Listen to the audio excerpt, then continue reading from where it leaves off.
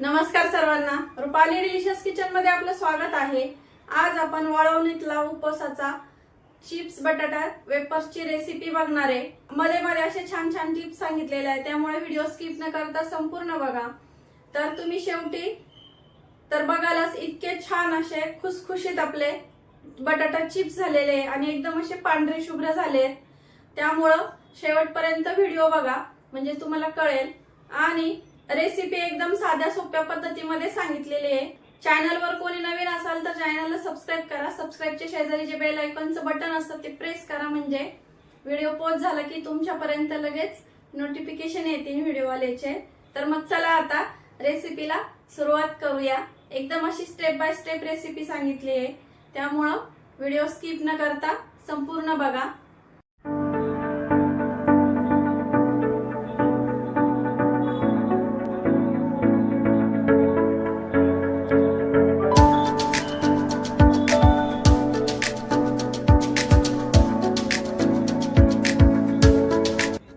तर आपण आज इथं वाळवणीतल्या पदार्थातले चिप्स बघणार आहे, बटाटा चिप्स जे उपवासासाठी चालतात। तर इथं मी 2 किलो बटाटे घेतले आणि सोलून आणि स्वच्छ धुवून घेतले। तर आपल्याला याचे चिप्स पाडायचे आता। तर आपण ह्या परातीमध्ये चिप्स करणार आहे आणि एका साईडला पाणी पण घ्यायचं आहे। चिप्स तयार केले की पाण्यात लगेच आपल्याला टाकायचे त्यासाठी, जेणेकरून चिप्स आपले काळे पडू नये। चिप्स करण्यासाठी आपण ही अशी किसणी मिळते चिप्स पाडण्याची स्पेशल, तर ती घेतली आहे। आता बटाटा आपल्याला तिरका धरायचा आहे आणि तिरक्या बटाटा धरून असा चिप्स पाडायचे। खूप जास्त जाड किंवा खूप जास्त पातळ नाही करायचे। पातळ केले तर तुकडे पडतात आणि जाड केले तर चांगले नाही होत। तर ह्या पद्धतीमध्ये असे तयार करायचे आहेत सगळे, हे बघा ह्या पद्धतीमध्ये। आणि जाड बारीक करायचे नाही, एकसारखे करायचे म्हणजे शिजताना छान शिजतात एकसारखे असे। आणि हे बघा छान असे एकसारखे तयार होत आहेत आणि खिसणी आपल्याला अशी उभी धरायची आहे।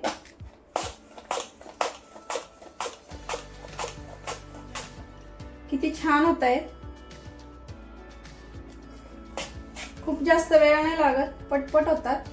हे बघा आता सर्व याच पद्धतीमध्ये करून घेते मी। तर हे बघा असे 2-3 बटाट्यांचे करून घेतलेत मी आणि बघू शकता सगळे एकसारखे तयार झालेले आहे। म्हणजे आपण जेव्हा शिजवतो तेव्हा ते एकसारखे शिजतात आणि वाळायला पण एक सोबत वाळतात।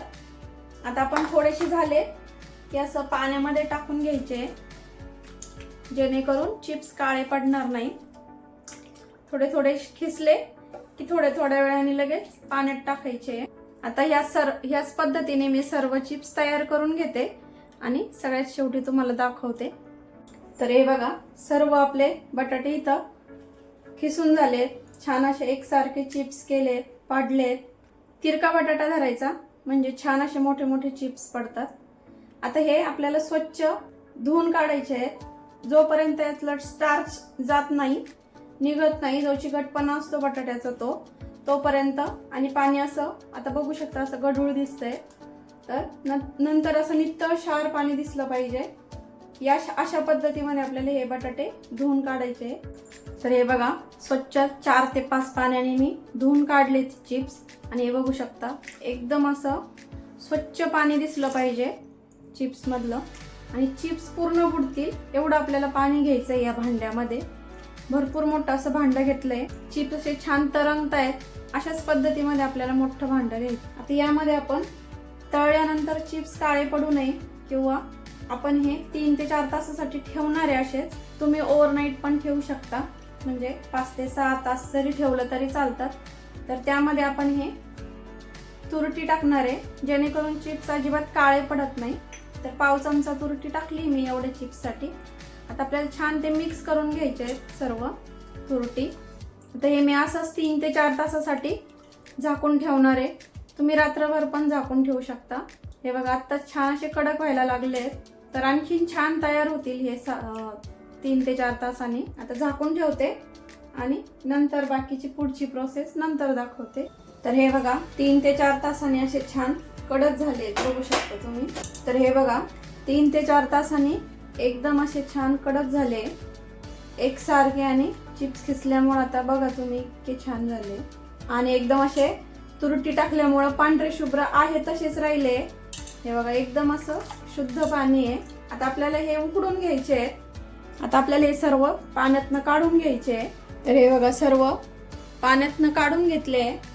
आपल्याला आता हे उकडून घ्यायचे आहे आणि थोडेसे जाडसर खिसल्यामुळे बघा अजिबात तुटले नाहीये। हे बघा तर चिप्स उकडून घेण्यासाठी आपण इथं पाणी गरम करायला ठेवलंय। चिप्स बुडतील एवढं पाणी आपल्याला ठेवायचं इथं। तर आपल्याला आता यामध्ये मीठ टाकून घ्यायचंय। तर 1 किलोच्या हिशोबाने 1 चमचा भरून मीठ टाकते मी इथं। थोडंसं कमीच टाकायचं कारण वाळून चिप्स पुन्हा बारीक होतात, तर थोडंसं कमी टाकायचं। तर इथं मी 2 चमचे टाकले पोह्यांचे, आपण जे पोहे खातो ते चमचे। आता आपल्याला या पाण्याला छान अशी उकळी घ्यायची आहे। आता उकळी येईपर्यंत आपण थांबूया। तर हे बघा पाण्याला छान अशी उकळी आली आहे। आता आपण चिप्स सोडून घेऊया। गॅस फुल ठेवायचा आहे। तर बघू शकता सर्व आपण पातेल्यात चिप्स टाकून घेतले गरम पाण्यामध्ये, म्हणजे उकळलेल्या पाण्यामध्ये। तर आपल्याला हे जास्त असे मिक्स करत नाही राहायचे, फक्त थोडेसे 1 ते 2 वेळा वरचे खाली आणि खालचे वर असे करायचे, जेणेकरून चिप्स एकसारखे शिजतील।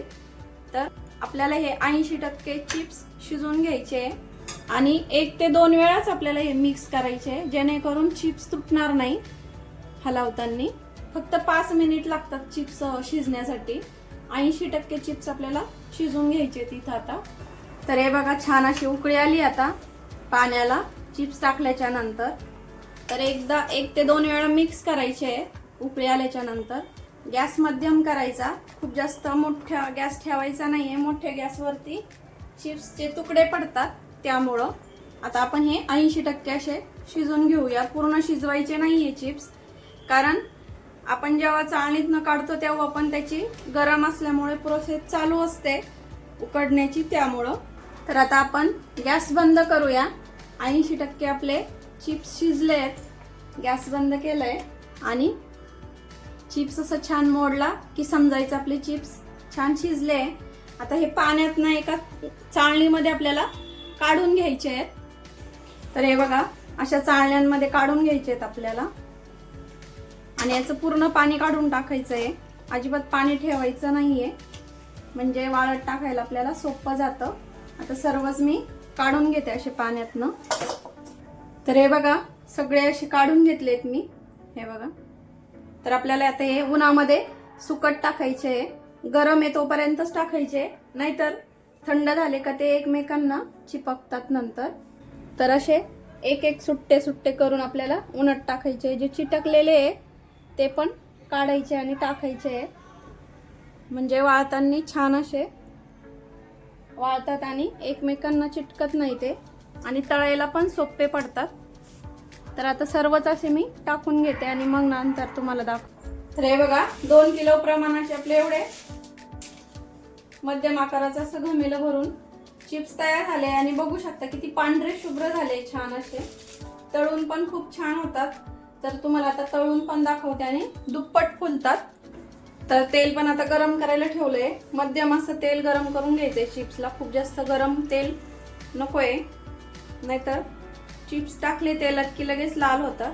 तर अजून तेल गरम झालं नाहीये, तेल आता छान गरम झालंय। आता थोडे थोडे चिप्स टाकून आपण तळून बघूया। तर हे बघू शकता किती छान असे फुलतात पटकन आणि पांढरे शुभ्र आपले चिप्स तयार झालेले आहे इथं।